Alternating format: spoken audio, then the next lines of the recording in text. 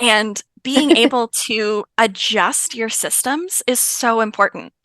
We, again, because we have this belief that there is a right way, it helps us get really stuck in the systems that we have tried in ways Hmm. that are not benefiting us. And being able to look at a system and say, you know what, this is actually not working for me. And I know I thought this was going to be great, but it turns out I don't love it, is a skill. And we don't realize how much of a skill that is that we have to cultivate. When we reach that point where we're like, I have to do something different, it's really easy for it to feel like past me was wrong. Like I made a mistake when I started doing it this way. And that's just not necessarily true. It's just that your circumstances were different. The things that you needed were different. The way you were using your space was different. Hmm. And the way that the space needs to work for you is not the same now. What's up, you beautiful beasts? I'm Katie.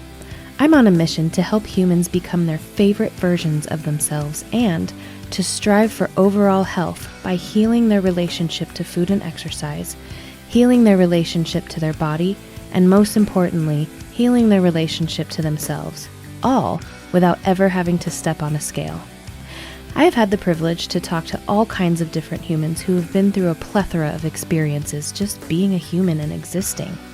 I believe that every single time someone shares their story, at least one person listening will learn from it, be inspired by it, and maybe, just maybe, even change the entire direction of their life. These are the stories of humans unveiling their beautiful beast. Keep listening. This is the Unveiling the Beast podcast.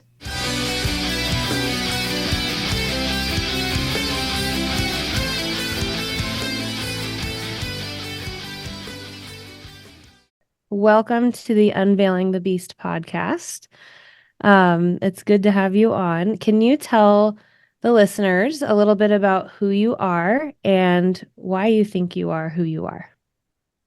Yes. Okay. I'm Alyssa, and I work with home organization specifically for neurodivergent people. And I got into this, I did not know growing up that I was autistic or that I had ADHD. I didn't know about any of this. I did well in school. I was smart. I was always told that, that's where any of my social issues or any of my other problems came from, was just that I was very different from my peers. And I knew that I was different from my peers, but we didn't really, girls just weren't diagnosed then. And they're still not diagnosed very much now. There's definitely still a disparity in diagnosis between boys and girls. And it wasn't until I was about 27 that one of my friends called me up and she was like, "Hey, I just got this diagnosis, and a lot of the things that we have in common, I think are symptoms. And Mm. I think that you should look at getting a diagnosis." And all of this was happening kind of right at the time that COVID was breaking. And so I was pursuing that. And also, before I got into home organization, I was a teacher. And so when you leave the house every day, you can kind of ignore the state of it. But Mm-hmm. when suddenly you're just at home all the time, it was just getting so clear to me that I was not able to keep up with it the way that I felt like other people were. And once I got that diagnosis, it almost immediately I started looking at this differently, thinking, okay, if I had a student who had the diagnosis that I have and who was trying so hard to do something and just not succeeding at it, I wouldn't talk to them the way that I talk to me.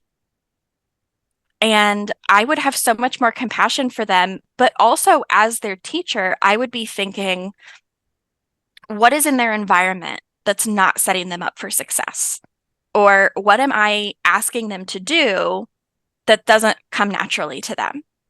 And what can I change for them so that they can be able to do the things that are important to them.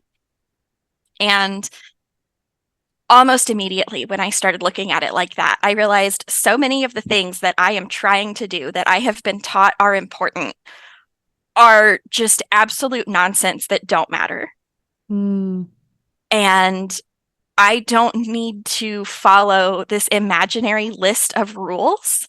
I think that for a lot of things, we are sort of taught that there's this imaginary list of rules, and if you have to do it this way to be right. yeah. And uh, for a lot of those things, I think the truth is that you just don't.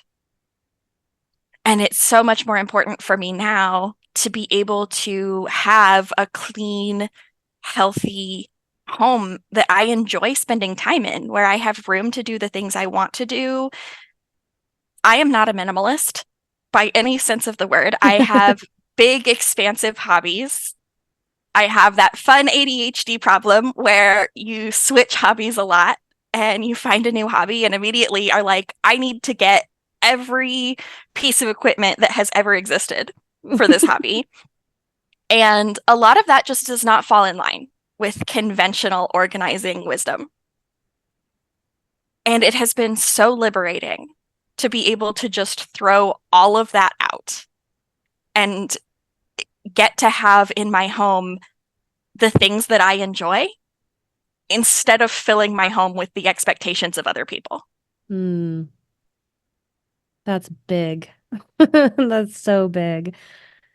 Um, One of the reasons why I asked people in the organization area to come on the show is because I'm in the health space, but not in the traditional sense of, well, I'm going to tell you what to eat and I'll tell you how to move, because our health is just so much more than eating and moving. It's also sleep. And one of the big things is our environment around us and how that affects how we are in the world. And it's also, it can be reversed sometimes. How our mental state is can also affect how our environment is. So it's this beautiful cycle of trying to find the right Yeah, word for it. Maybe you have the right word for it. it's all interconnected. Yes. And I tell people all the time that the way that you live in your home is like you and your home are having a conversation together. And for so many people, that conversation constantly feels like butting heads. And it just feels like a fight all the time. And it doesn't have to. When it feels like that is an indication that the way that you're trying to do things is not really a way that works for you. And it's more important for that to feel harmonious than it is that you follow someone else's imaginary list of rules. Hmm. So when you're talking about the list of rules, are you talking about in the sense of organization, like how you're supposed to organize things? Is that what you mean? Some how you're supposed to organize things. So when we talk about organization, I think the way that we use these terms is really interesting because we often talk about organizing and cleaning and tidying as if they're all synonyms, and Mm-hmm. they're really not synonyms at all. And for one thing, as a neurodivergent person, this tripped me up as a kid because I have that autistic literal mindset. So someone would say to me, go clean your room. And I'm like, well, it's not dusty. It's like there's not dirt in there. It doesn't need to be cleaned. And Mm-hmm. what they mean is pick up all your junk off the floor. But that's not what they said. They said Right. clean it. And that's not really the same. So organizing is like the process of figuring out where you want things to belong. Tidying is returning things to the place where they belong. And then cleaning is getting rid of the dirt, the grime, the dust. Cleaning is where you break Yeah. out your chemicals and your rags. You don't use those things for tidying. You don't use those things for organizing. So there are sort of unspoken or actually spoken rules that kind of go along with all three of those things that are just not that helpful for people who think like me. Mm. So, like, one example is if you are trying to start doing something in your home that you've never done before, and you're like, you know what? I really want to wake up every single day with all of my dishes clean. I've never been that kind of person, but I have much busier mornings now, and it's going to be better. What's the first thing that every single piece of organizing advice tells you? Whether it's Pinterest or HGTV or people on TikTok, it's always, well, just get into the habit. Okay, that's great if your brain forms habits. If you Mm-hmm. have a brain like mine, it does not form habits. And the number of people that I talk to who are autistic or ADHD who are literally shocked when they find out that neurotypical people don't have to be reminded to brush their teeth twice a day. Like, I've been doing that for 30 years, and if my exact routine is not followed, I will forget because a habit is something you spontaneously remember to do, and my brain does not do that. Mm. So I have to build in routines instead of habits. If I focus on spontaneously remembering to do things, it will not happen.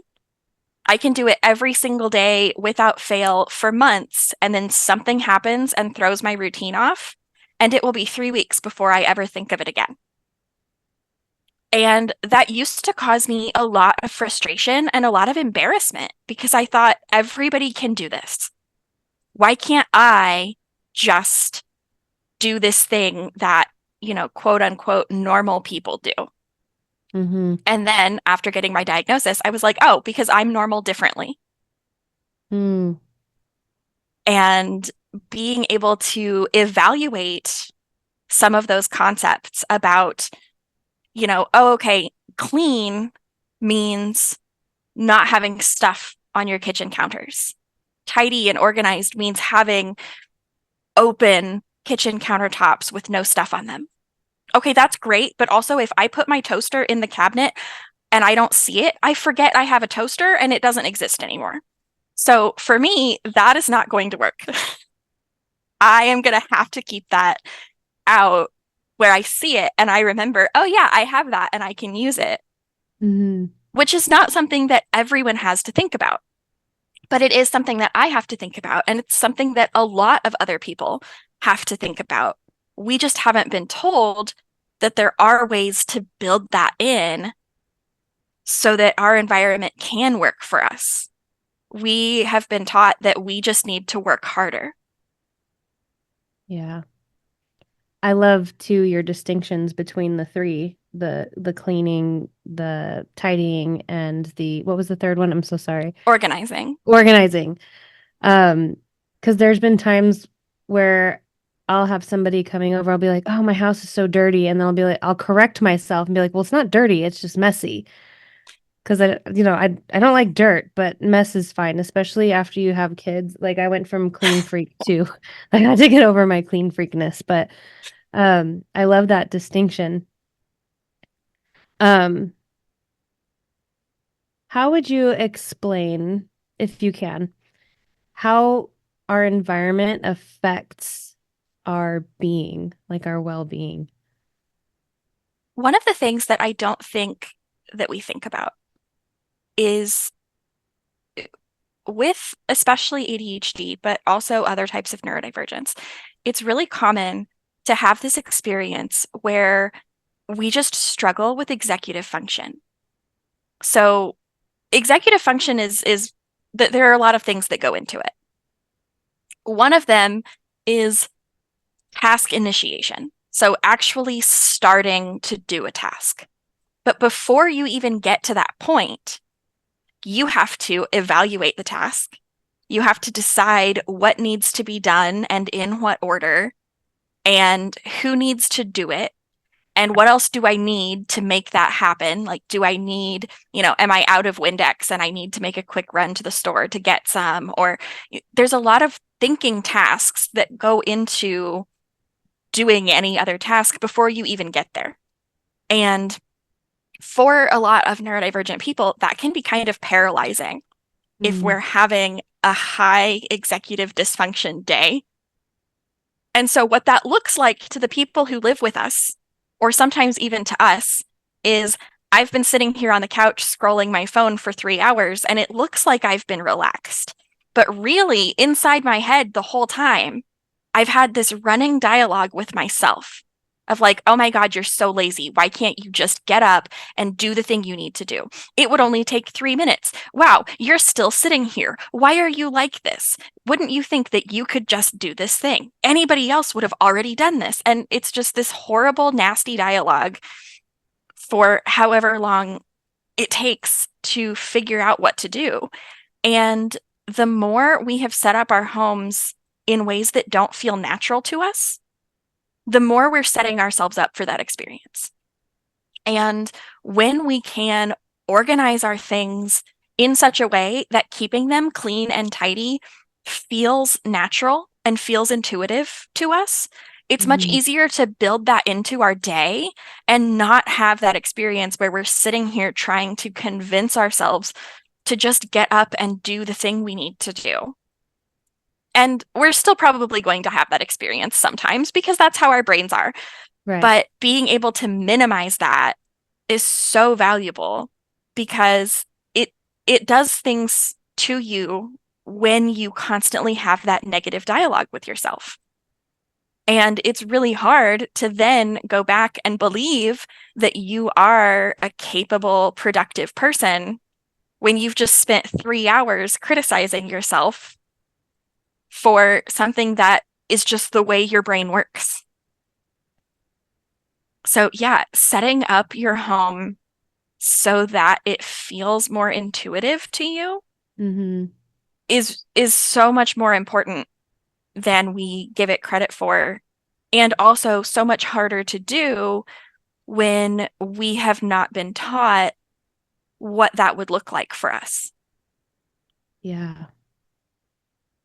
Yeah, there's so many people, and I'll raise my hand for this statement, that want to have the Pinterest worthy home. So, again, I've gone on I have so many home, I can say it, home organizing posts that I've saved. And I'm like, I'm going to do this. And I have done some of them, but to your point, it doesn't feel natural to me and it doesn't feel intuitive to me. And it feels more like it's a task that I have to keep up with rather than something that's supposed to calm me down. And I'm sure it's like that for so many other people where we think this is what it's supposed to look like. This is what organizing is supposed to look like, when in reality, it's supposed to look like how you want it to look. Yes. Mm-hmm. And how it feels good to you, Yes. which is not always as nice and aesthetic. And, being able to also reframe just our mental experience of those things. Mm-hmm. Where when I walk into my kitchen and my toaster is sitting out and my coffee machine is sitting out and all of these things are out on the counter, I don't look at them and think, oh my gosh, the counters look terrible. I look at them and think, wow, I get to use all these things. Mm. And I have this kitchen that supports me, that makes it really, really easy to go make a cup of tea in the middle of the afternoon. And, it feels supportive. Where used to, Mm-hmm. I felt like I spent all of my time having to support my home in the way that I was taught was correct. And and I don't think that that's the fault of, like, I don't want to sound like I'm blaming my parents Right. for doing this because we teach kids the things that we know, and that's the Mm. system that worked Yeah. for them. And that's great that that's the system that works for them. My mother puts her toaster away in the cabinet every day after she uses it, and I love that for her, and I cannot do it. So being able to break out of these are the expectations that I was taught, but I'm an adult now and these are the things that work for me. Mm-hmm. And we all know this as kids. I have not figured out. I've been trying to figure out, when do we lose that? Because as kids, we know this. We all have that experience of, like, mom said, clean your room one too many times and you didn't do it. So mom cleaned it or grandma cleaned it. And now you're like, where is my stuff? Like, why did you Yeah. hide all my stuff? We know that we have an intuitive way that we want to organize. And when somebody else imposes their organizing system on us, it throws us off. But somehow, as adults, then we go to organize our own kitchen and we're like, okay, well, mom said this is where the glasses go. And teenage us would have never done that. Yeah. So I don't know where we lose that awareness of the way we want things to be. But especially with kids, like I am fascinated by the way that kids organize because they do it so intuitively. Yeah. And I know that there are so many parents who are probably hearing this right now thinking, my kid organizes by throwing all their crap on the floor. And that is an interesting organizational system because for a lot of kids, that is a system.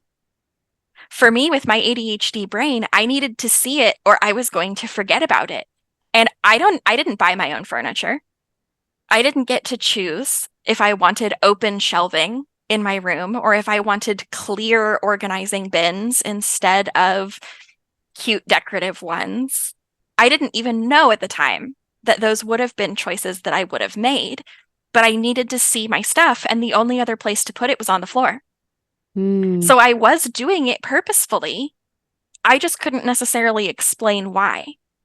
And for a lot of kids with ADHD, especially, asking them to put their things away in opaque bins where they can't see them gives them anxiety. Like it is a fear response, which is the same as any adult would feel if somebody said, okay, well, Terry from accounting is going to pack up your desk for you. And we'd be like, oh my God, are you kidding me? No way. I need to do that or Yeah. I will never find this stuff again. But for ADHD, it's like that for ourselves. Like I put my things away and then I don't know where they are because my brain just does not hold on to that information. So being able to observe, like even retroactively, and think, okay, what did I do when I was a kid that made sense to me? And Yeah. how can I sort of go back to that and try it and, do it in a way that's better? Because open shelving and having things visible does not necessarily have to mean that everything looks cluttered. Mm-hmm. I have people ask me sometimes, like, well, how do you put everything visible in a way that still looks nice? And I like to compare it to the difference between, like, if you walk into a thrift store and everything is just kind of piled onto a shelf and you've got to sort through it to find what you want, like, you may not want your home to look like that. That does feel kind of chaotic. That's not really helping you. That's a lot of visual clutter that your brain then has to sort through. That's a lot of decisions that your brain has to make Mm-hmm. for what am I going to do with all of these items. But if you also think about, like, if you walk into a high-end department store, all of their stuff is also visible, but it's arranged and it's organized in a way that makes you feel like, wow, all of this stuff must be really valuable. And, these are things that would enrich my life. But you can create that same experience in your own home where it's your own things that are enriching your life. But you get to decide, do I want to be seeing these things all the time? Or do I feel better when they're behind a cabinet door and I don't have to look at them? Mm. And despite what we're told by the organizing industry, that answer is not the same for every person. That right there, what you just said, is more gold than you probably realize because everybody is trying to fit everybody into some sort of box in any topic, anywhere, health, fitness, organizing, everything. And we forget that we all have different DNA and we just function differently. And so, yeah, what you just said is huge. I actually thought of, I grew up with a mom who, how do I say this? I grew up with a refrigerator that always had something green in it that was not supposed to be green.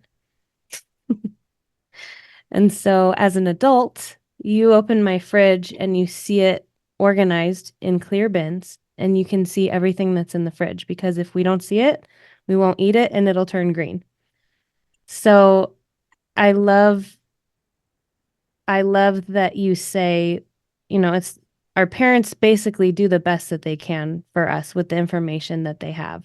I don't think there are some parents that are evil, yes, but I think most of the parents in the world are just doing the best they can with the information that they have or however they were raised. And so her mom was a depression baby and saved everything.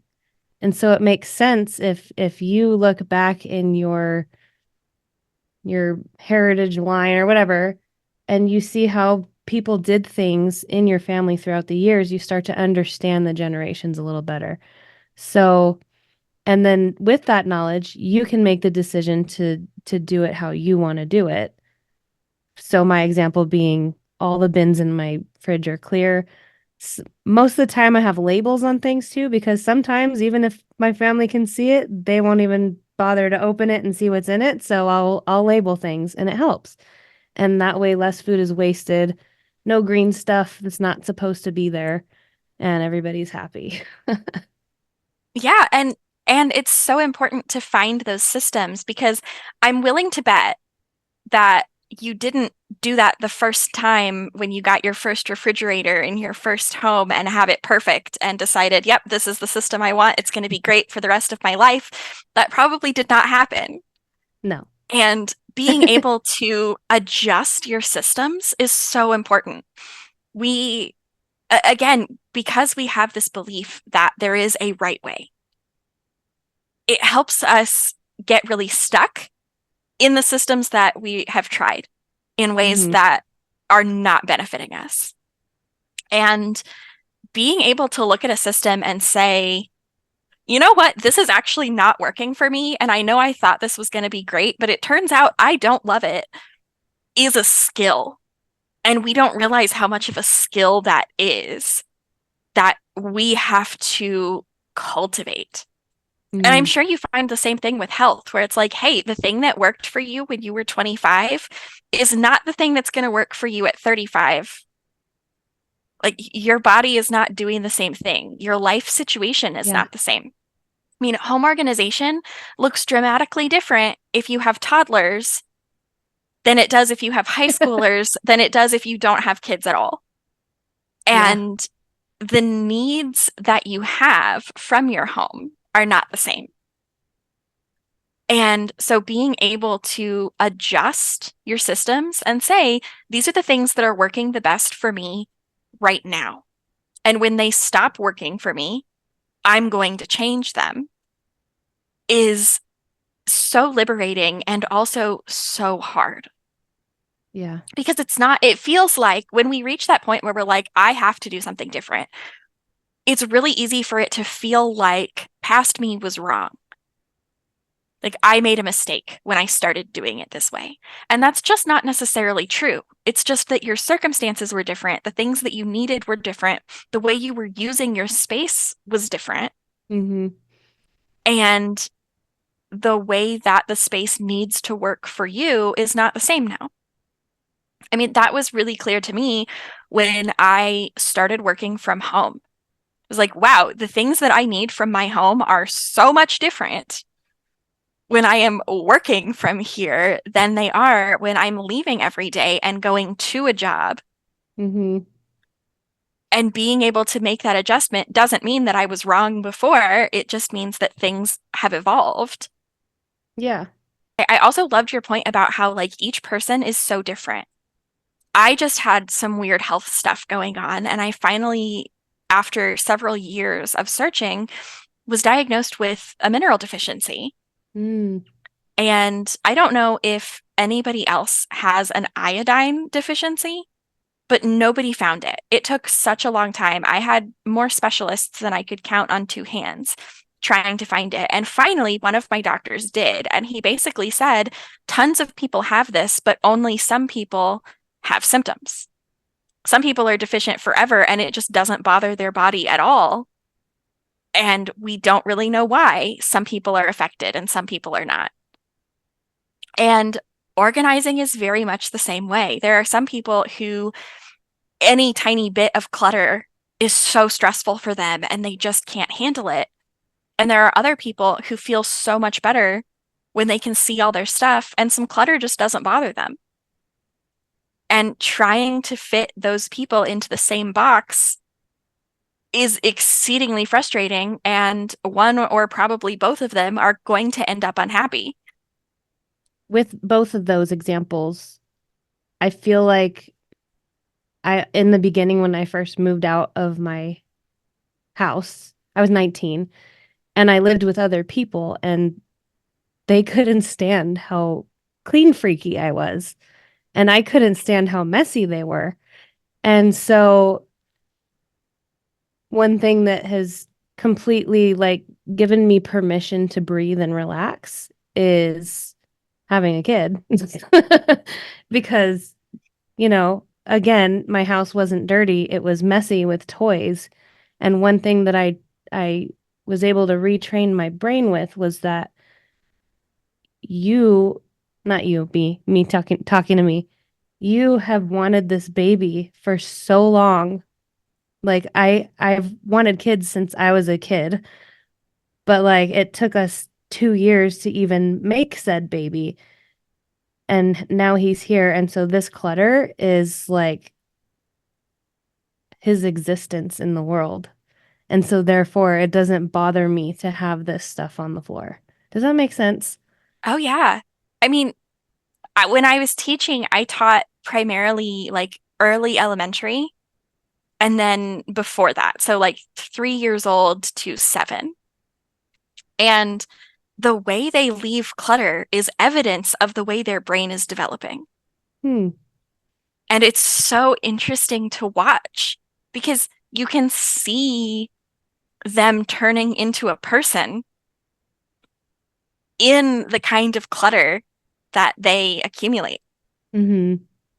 And it's so fascinating to me to watch them just interact with their environment and see the learning happening and watch them figuring out, how do I want to interact with the world? How do I want the world to interact with me?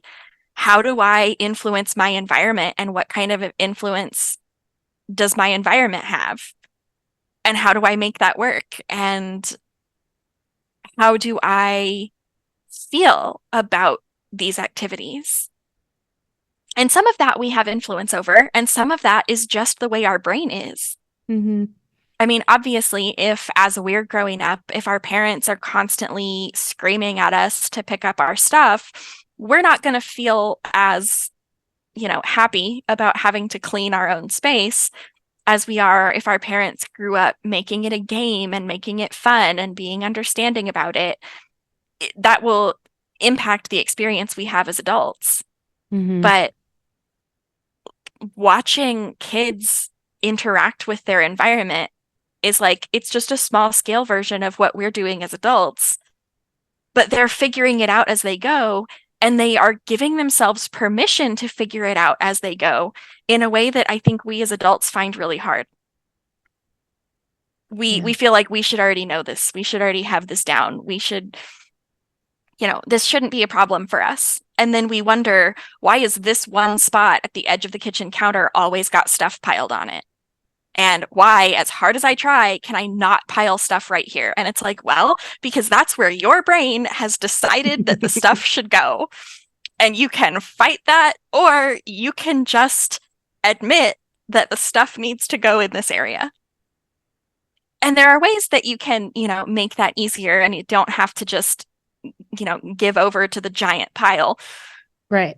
But kids do that so effortlessly, where they realize, oh, this is where my brain wants this thing to go. And then they just do that and they don't endlessly criticize themselves for it the way that we do as adults.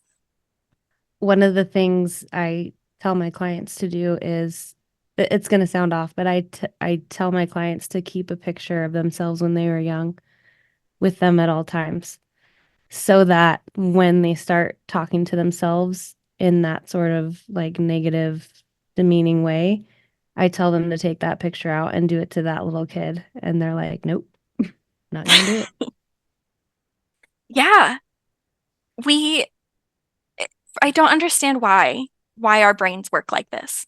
But it's so easy to look back on ourselves when we were a kid and be like, wow, she was doing her best. Mm-hmm. And it wasn't always great and it wasn't always effective, but she was doing the best she could with what she knew at the time. And yet for us now, we're like, nope, I am all knowing at this point. And if I'm not doing it right, it's because I'm just lazy and bad and wrong. And like, no, you're also still learning about the world. You're still learning about the way that you exist within the space that you occupy. Mm-hmm. And I don't think that ever goes away.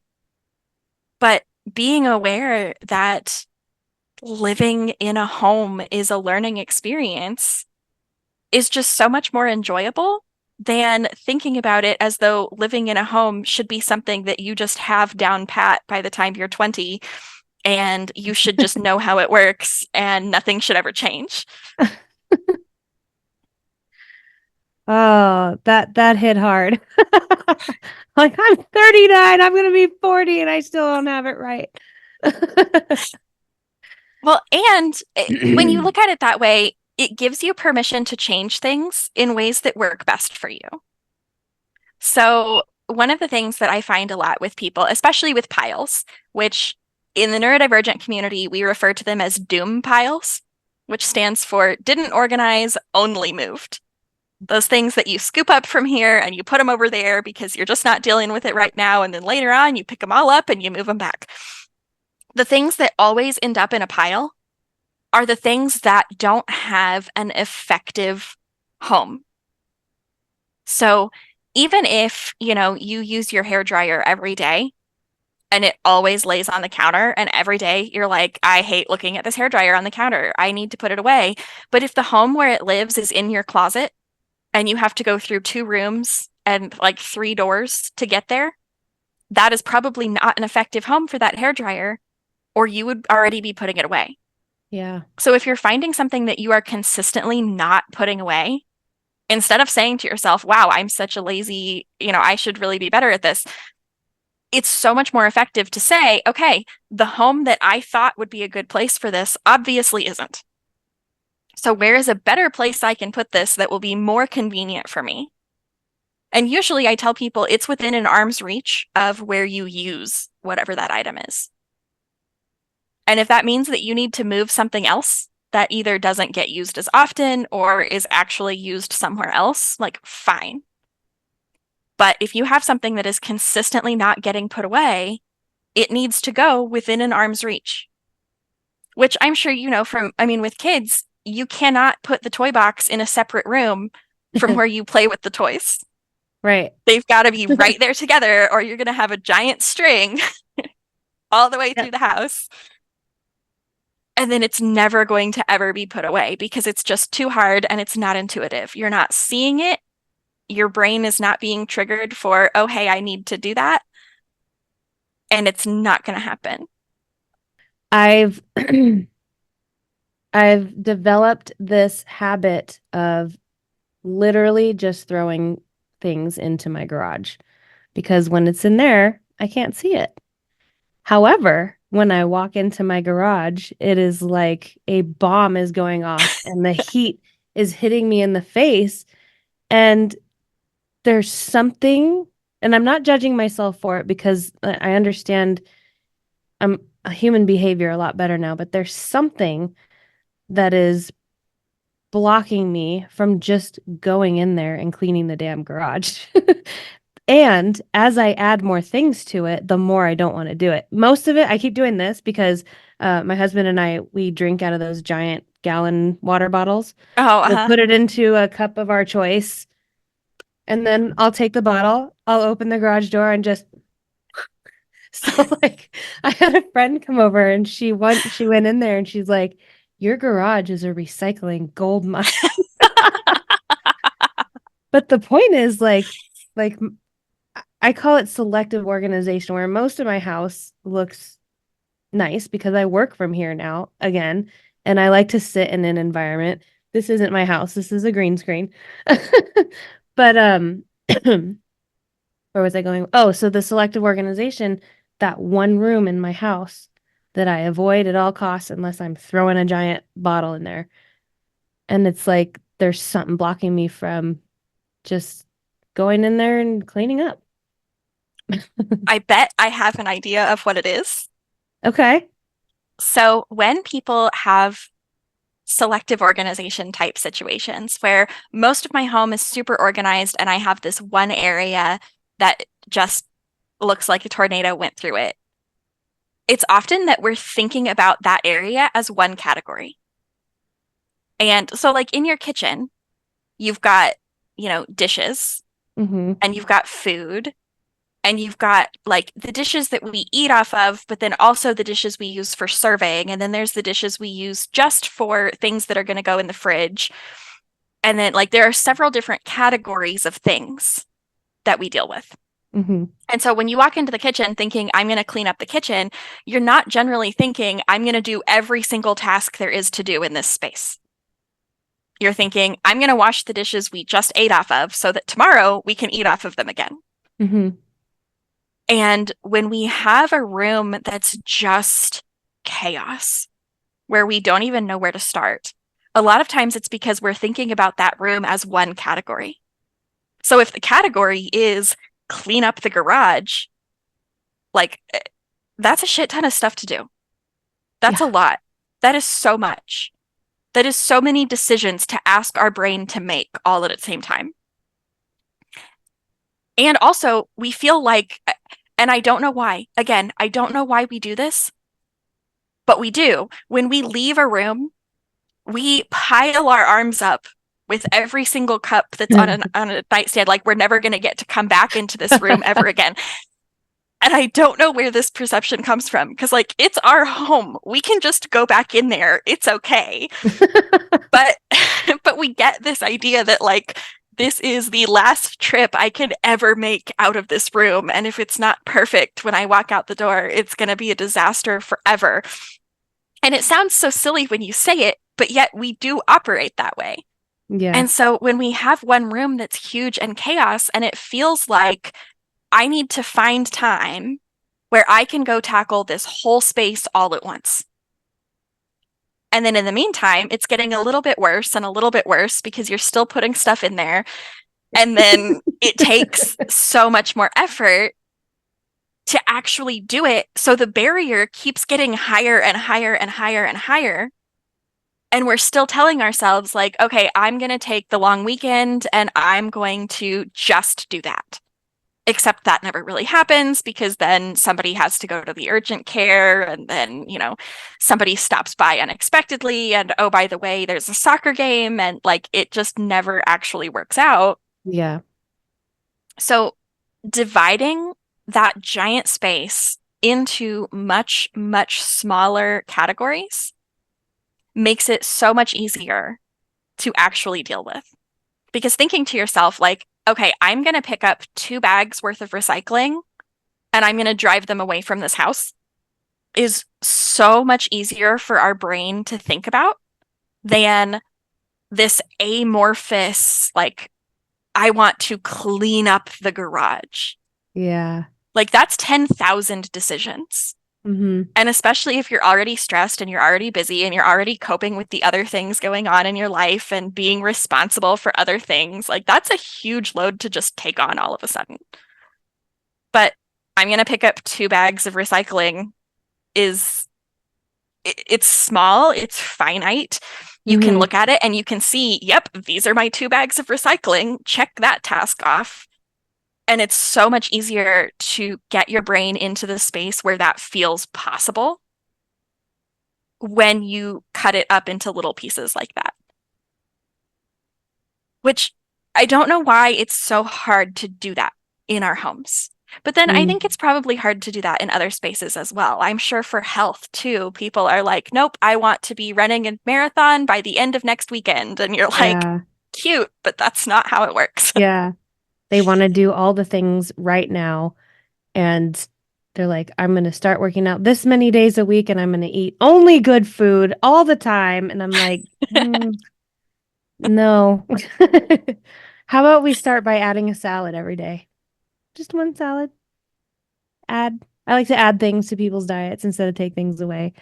Um, but to your point, I do the days that I do decide, okay, today's the day I'm gonna go in and I'm gonna get some of this shit done.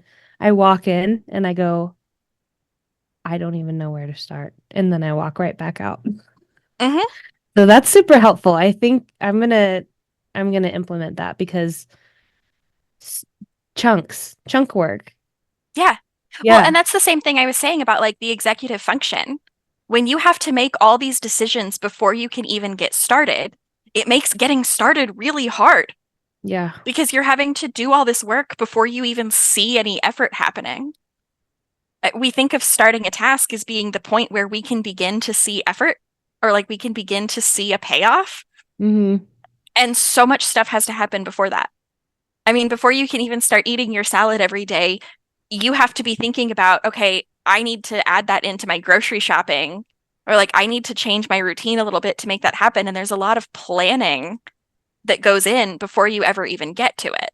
Yeah. And when you walk into the garage and you're like, I'm going to clean this up and this is going to be great. And then immediately you're like, okay, but where do I even start? And then also to even start, I have to walk back out of here and go dig under the sink for some recycling bags. Like now you've had to leave again before you've even started making anything better. And if you thought, I'm just going to go in here and make it better, that's a huge roadblock. Yeah. So deciding before you even go in, like that's what I'm going to do first is just pick up 2 bags of recycling and that's it. And then I'm giving myself permission to take a break and leave the garage and not think about it anymore. And then when I go back later, it will be that much better, so much more effective than trying to do it Mm. all at once in a huge chunk. I love that. Thank you for that. I love when my interviewees give me something I can implement into my own life. I say if people tell their story and at least one person is inspired by it, then mission accomplished. I think I'm that person today. Yeah, and I'm gonna leave I that love in. I that. said I said off the record, but I'm gonna leave it in too. So, you know, somebody else who has a chaotic garage might hear it and be like, "Oh, 2 bags of recycle. Got it." Well, that's the other thing is that we have this like, I think partially it's a representation thing, but we have this absolute just cultural shame over what our homes look like. Yeah. To the point that you see, you can go into Hobby Lobby and see the little signs that are like, oh, excuse the house, the children are making memories. And it's like, no, we just live here. Like, Yeah. I'm not going to apologize for living in the space that I'm paying a lot of money to occupy. I am literally paying money for the privilege of putting my things in this space, and I'm not going to apologize for the fact that they're there or that I'm using them because that's what they're for. Hmm. And every time we turn on TV, we're seeing these perfectly done houses. We turn on social media, we're seeing, I've been enjoying the social media trend where people are posting, like, this is the part of my kitchen that you see. And then the camera pans and it's just like piles of stuff that they've moved so that it's not on camera. And they're like, and Yeah, this is the rest of it. And I'm I like, do why that. do we even do this? Like, Yeah. this is so exhausting, the amount of energy that we put into maintaining the illusion that we don't actually live where we live, but we do, and we work hard to live there. Yeah. And it makes more sense to me to just create your home to be the kind of place where you like to be. Hmm. And then if somebody else who is not paying to live there wants to have an opinion, they can pay you, and then maybe you can care about that. Or they can take their opinion and use it in their own space. Hmm. The more I have gotten into making my space work for me, the more totally unapologetic I have gotten about what it looks like. And maybe I will say, hey, I've got this huge project going over here. You might have to shove that off the couch so you can find a place to sit. but I don't feel bad about using my space the way that I enjoy because that's what works for me. Yeah. And it is it is so unreasonable that we have been taught and we have been trained to just accept that we're supposed to feel bad about the place that we live. To add to that, the people that come into your home and how do I word this? If you allow people to come into your home and as it is, without like, oh, Aunt Susie's coming over, we need to clean the house now. If you let Aunt Susie come over and she really loves you, she's not going to give a shit about what your house looks like. No. Yeah. And I mean, I have never walked into the home of somebody that I love and thought, wow, what a piece of shit. They couldn't even pick up their home. I have walked in and thought, wow, it looks like they're really struggling. I wonder if there's something I could help with. But I have never walked into somebody else's home and been like, wow. Like I don't know why I used to think that other people were doing that to me Hmm. because I had never had that experience. But, also, I think that part of that is also inherited because we remember the experience of someone saying, oh, look who cleaned their room. Like, do not criticize the behavior you want to see. That's the best way to never get someone to do that behavior ever again Yeah. because they're just not willing to deal with your criticism. You're going to criticize if it's not cleaned, you're going to criticize if it is picked up. What's the point of doing it? You're going to criticize anyway. Yeah. And so we have this belief that, like, no matter what we do with our space, everybody's going to criticize us because that's what happened. But then we're not doing that. Yeah. And I have one friend, I have this, my best friend, she and I decided that we were just not going to apologize for the state of our home. If she was at my house or if I was at hers, we were just not going to apologize for it. It is the way it is. And that's what we've got. And honestly, it has been one of the best things that we have ever done for our friendship Hmm. because suddenly we just get to be people and we're not necessarily people with the responsibility of maintaining this space to a certain standard. We're people who are living here. And it is so nice to just not have to worry about, oh, she's coming over. Quick, let me run around and pick up all these things. Like, nope, she's going to deal with it. And she is not even going to make any comments, which Yeah. is perfect. Yeah. I love that. While you were talking, it, I had this thought of, oh, like one of those, oh, that's probably where I get it. My mom, so I was raised by a single mom. She was very messy. And I always thought that I moved out and like kind of rebelled and became the organizer, clean freak person because it was rebelling against that. And I'm just wondering to myself, and I'm kind of thinking out loud, when my grandma would come over, so my listeners know my grandma was my biggest bully. When my grandma would come over, we would clean the house beforehand, and she would come into our house and start cleaning, as if to say, whatever you did in here wasn't good enough. So that thought just popped into my head, and I went, oh, okay, this goes deeper into the I have to have my house clean so that I can be good enough for you. Mm-hmm. There are two types of cleaning, and even in our own home, I think this is true. There is cleaning out of love and cleaning out of judgment. And even in our own home, we can frame things as I'm doing this because I have to, or as I'm doing this because I deserve to. Mm, And I think we all have that person in our life who just cleans everywhere they go, but they're not doing it because they're judging you. They're doing it because they are just, this is how they love people. This is how they exist. hmm. And then there are other people who are doing it to be judgmental and to make those sort of backhanded, like, oh, I see that you tried type Yeah. comments. And when we even look at our own home and think, I'm cleaning these dishes not because this is something that I have to do, but because we deserve to eat off clean dishes. We deserve to have dishes in the cabinet when we Yeah. go to, have dinner, and almost thinking of yourself as like, this is going to sound weird, but almost thinking of yourself as a zoo animal. And like, this is my enclosure. What do I deserve to have in my enclosure? And I'm in charge of making sure that happens. Yeah. And I get to put a fun little treat in my enclosure sometimes because I deserve to. And Yeah. just is such a different outlook Yeah. than this like shameful, is it good enough? Like, I don't know, if I have dishes to eat off of right now, that's good enough.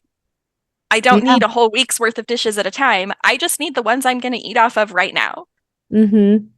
And, ideally, I need to not have ants in my kitchen. So, like, Yeah. there's that. But Aunt Susie or like Aunt, I'm just kidding. depends on the ant, to be perfectly Yeah. honest with you. But yeah, it's changing just that reframe of like, I deserve to feel good. Mm-hmm. And this is what I need to feel good. And I'm going to provide that to myself. And future me is going to be absolutely delighted that I did that. And I'm going to do this as a gift to future me because she deserves that. It just wildly different outlook. Yeah. Because so many of us, we don't have a problem doing these tasks for someone that we love. Mm-hmm. If your sister just had surgery and you're staying at her house for a couple of days, you are thinking absolutely nothing about throwing her laundry in the wash. Exactly. And we can apply that same attitude to ourselves. But you know what? I deserve to have this too. And it just makes it dramatically easier than thinking, I'm going to throw this laundry in the wash because I'm a piece of shit who didn't do it earlier. It is so much less motivating than I'm going to throw this laundry in the wash because I am absolutely stoked to wear that shirt again next week. Yeah. I love that. I feel like I could talk to you forever. It's already been an hour. Oh my goodness, yes, it has. Yeah. I I do also love this. I could just talk about this forever too. have I do have one more question for you. And that is if you had a piece of advice that you could give to the world, what would it be? That the most important person to be honest with is yourself about what's working, about what's not working, about what you wish you could do differently, about what you can do differently, about what your limitations are, and what you need to do to make accommodations for yourself. But mostly to be honest with yourself about how hard you're actually trying. Because it is so common, especially for neurodivergent people, it is so common that we have this attitude that I should just be able to do more. I should just work harder. I should just spend another hour trying to do this thing. And like, honey, if you are already running yourself ragged, you're already trying hard.